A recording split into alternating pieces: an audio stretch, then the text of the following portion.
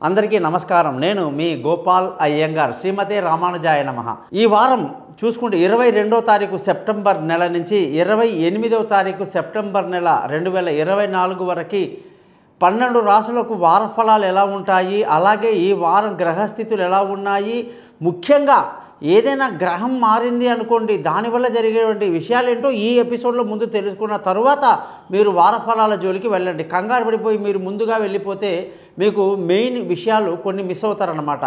అయితే మీ యొక్క భవిష్యత్తు గురించి, మీ మంచి గురించి మేము చెబుతున్నాం కాబట్టి కాస్త ఓపికగా వింటారని ఆశిస్తూ, ముందుగా ఈ వారం కానీ గ్రహాల స్థితులను బట్టి చూస్తే మేషరాశి, వృషభ రాశి, మిథున రాశి, కర్కాటక రాశి 4 రాశుల్లో చంద్రుడి ఈ యొక్క ప్రయాణం ఉంటుంది.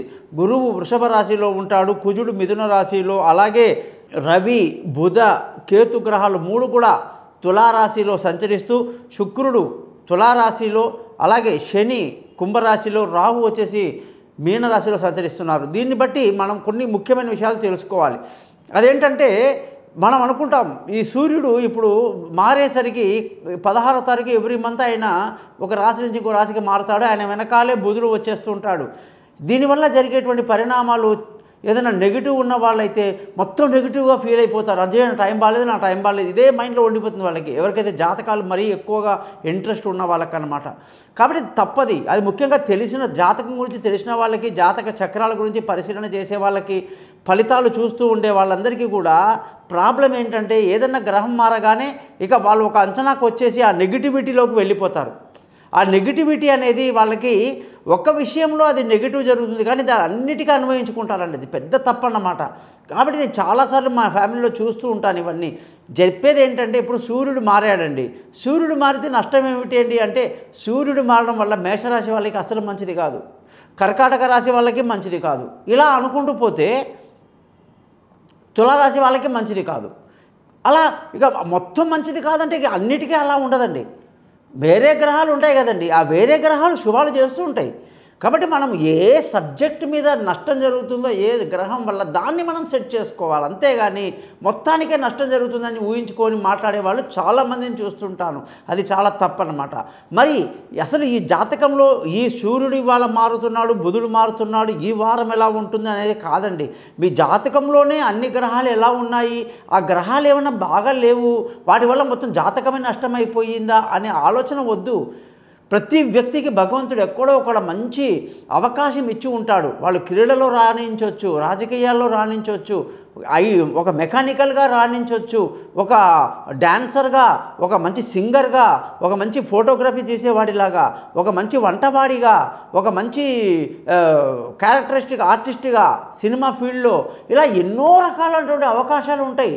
మరి ఎందులో ఉందనేది పట్టుకోవాలి. అంతేగాని ప్రతి ఒక్కళ్ళు కూడా పరిగెత్తుకుంటే అందరూ బీటెక్కులు చేసేసి ఇంకో టెక్కులు చేసేసి మా పిల్లోడి భవిష్యత్తు బాగాలేదు, చదువు ఎక్కలేదు, వాడికి అర్థం కాలేదు సబ్జెక్ట్ అని ఏడుస్తుంటారు. అందుకనే చెప్తున్నా ఏంటంటే మీ జాతకాలు తెలుసుకోండి.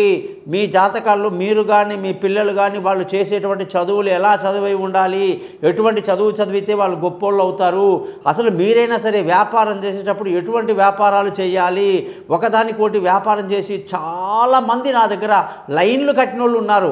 ఒక పని చేయాలని పోయి ఇంకో పని చేసి, ఎవడో ఫ్రెండ్ చెప్పాడండి, ఇంకోటి మా అన్నయ్య చేశాడండి, మా తొక్కలో మా కజిన్ చేశాడండి, వాడు చేస్తే నేను చేశానండి అనే వాళ్ళు ఉంటారు. నవ్వొస్తూ ఉంటుంది. కాబట్టి పులిని చూసి నక్క వాత పెట్టుకున్నట్టు చేయకూడదు. ప్రతి ఒక్కళ్ళకి ఒక అవకాశం ఉంటుంది. ఖచ్చితంగా మీరందరూ కూడా మీ జాతకాలు తెలుసుకోండి. మీ పేరు, డేటు, టైము, ప్లేస్ ఈ నెంబర్కి పంపించండి. మీ జాతకాలు రెడీ చేస్తాను. మీతో 20 నిమిషాలు మాట్లాడి మంచి రికార్డ్ చేయిస్తే 50 పేజీలు మెయిల్ చేసి పరిహారాలు చెప్పి అన్నీ సెట్ చేసి పెడతాను. దీనికి గురుదక్షిణ ఉంటుంది. నా యొక్క ఛానల్ పేరే thesimpleastrologer.com. దీనిని తప్పకుండా మీరందరూ సబ్స్క్రైబ్ చేస్తారని ఆశిస్తూ ముందుగా రాశి ఫలాల్లోకి వెళ్తున్నాం.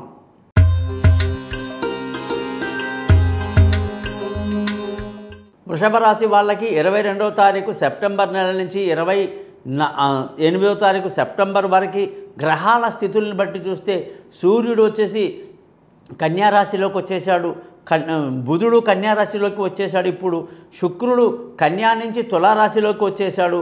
అనేక మార్పులు చోటు చేసుకున్నాయి. దీన్ని బట్టి కానీ మనం చూసుకుంటే ఈ వారం మీకు సంపూర్ణమైనటువంటి ఆరోగ్యం, ఎంతమంది వృషభ రాశి వాళ్ళు సఫర్ అవుతున్నారు వాళ్ళందరి సమస్యలకి సొల్యూషన్ వచ్చేస్తుందన్నమాట. ఇప్పుడు అన్ని అనారోగ్యాలు పటాపంచలైపోయి శత్రువులు మిత్రులై అప్పులు తీరే మార్గాలు క్లియర్గా కనిపిస్తాయన్నమాట. ముఖ్యంగా మరీ అంత నెగిటివిటీ ఉండదు, కానీ చెడ్డ వాళ్ళతో కలిసినప్పుడు చెడు ఆలోచనలు మాత్రం ఖచ్చితంగా చేస్తారండి. మీరు నిజంగా చాలా కష్టపడతారు, హార్డ్ వర్కర్స్ కాబట్టి ఎవరితో కూడా అనవసరమైన విషయాల్లో డెప్త్గా వెళ్ళబాకండి. వెళ్తే మనం ఇరుక్కుంటాం, అందరూ బయటపడతారు. అందుకే వృషభ రాశి వాళ్ళు కొంచెం జాగ్రత్తగా ఉండాలి. ధన ఆదాయం విషయంగాని చూస్తే అద్భుతంగా ఉంది అన్నమాట. కుటుంబంలో సంతోషం వెళ్ళి విరుస్తుంది, పిల్లల చదువులో మంచి డెవలప్మెంట్స్ కల్పిస్తాయి, బంధువుల స్నేహితుల సహాయ సహకారాలు చాలా బాగా లభిస్తుంది. ఈ వారంలో మీకు మానసిక ధైర్యం కూడా చాలా బాగా కలిసి ఉంటుందన్నమాట. ఇలాగే విలువైన వస్తువులు, భూములు, ఇళ్ళు, వాహనాలు ప్రతిదీ కూడా కొనడానికి ఎంతో అనుకూలమైనటువంటి వాతావరణం ఈ వారం మనకు బాగా కనిపిస్తుంది అని కూడా మనం చెప్పాలి. ముఖ్యంగా ఆరోగ్యపరమైన విషయాల్లో జాగ్రత్తలు తీసుకుంటూ ఉండాలి.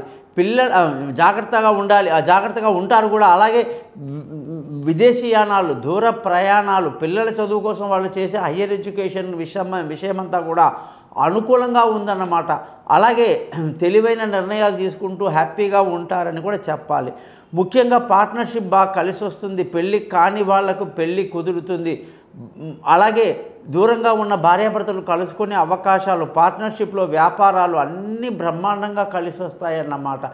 ముఖ్యంగా మీకు ఈ వారంలో పెళ్ళి కాని వాళ్ళకి ఖచ్చితంగా పెళ్ళి కుదిరే అవకాశాలు, ప్రేమికులు చక్కటి పాజిటివ్ ఎనర్జీతో ముందుకు వెళ్ళే అవకాశాలు ఏ గొడవ లేకుండా జరిగిపోతాయన్నమాట. అదృష్టానికి వస్తే మాత్రం మామూలుగా మంచి అదృష్టవంతులు మీకు శని ప్రభావం అద్భుతంగా ఉండడం వల్ల మీరు అనేక రకాలుగా విజయాలు సాధిస్తూ అదృష్టవంతులుగా అన్ని సమస్యల నుంచి బయటకు పడిపోతూ తండ్రి పెద్దల ఆశీస్సులతో సంతోషాన్ని బాగా గడిస్తూ ఉంటారన్నమాట.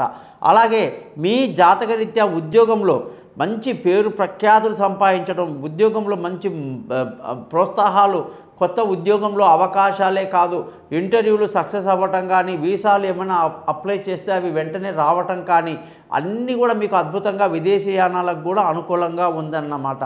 ముఖ్యంగా మీ జాతకంలో ఖర్చులు ఏదైతే ఉందో ఆ వ్యాపారంలో కూడా అనేక రకాల శుభమైన లాభాలు, కొత్త వ్యాపారంలో పెట్టుబడులు, అందరినీ మెప్పించేటట్టుగా మీ దక్షత వ్యాపారంలో ఈ వారం బాగా కనిపిస్తుందని కూడా బాగా చెప్పాలి. ఖర్చుల విషయంలో మాత్రం చాలా అధికంగా ఉండే అవకాశాలు ఉన్నాయి కాబట్టి వృషభ రాశి వాళ్ళందరూ కూడా ఖర్చును అదుపులో పెట్టడానికి ప్లాన్ చేసుకోవాలి. ముఖ్యంగా మీకు ఈ వారంలో నేను చెప్పే పాయింట్ ఏంటంటే శుక్రుడు కాబట్టి డైమండ్ అనేటువంటి వృషభ రాశి వాళ్ళు ధరించాలి. దానికి బదులుగా ఓపెల్ అని చెప్పి ఒక రాయి ఉంటుంది, 3 క్యారెట్లు చింతగింజంత తెల్లగా రకరకాల లేత నారింజ రంగు, లేత పచ్చ రంగు, లేత పసుపు రంగులో ఉంటాయి, చాలా బాగుంటాయి అవి. వాటిని మనం చూపుడు వేలికి ధరించడం కానీ లేదా మెడలో డాలర్గా పెట్టుకొని రోజు 20 సార్లు ఆ యొక్క మంత్రం చెప్తామండి. దాన్ని చదవటం వల్ల శుక్రవారం రోజు చేయాల్సిన ముఖ్యమైన పనులు చెప్తామండి. అలా చేయటం వల్ల మీకు తిరుగులేదు, మీ అంత అదృష్టవంతులు ఎవ్వరూ ఉండరని చెబుతూ 20 సార్లు మాత్రం మంత్రం చదువుకుంటూ లక్ష్మీ అమ్మవారి మంత్రాలని ఎంత గొప్పగా మీరు చదివితే మీరు జీవితంలో అనుకున్నది అనుకున్నట్టుగా సాధిస్తారని తెలియజేస్తూ నమస్కారం.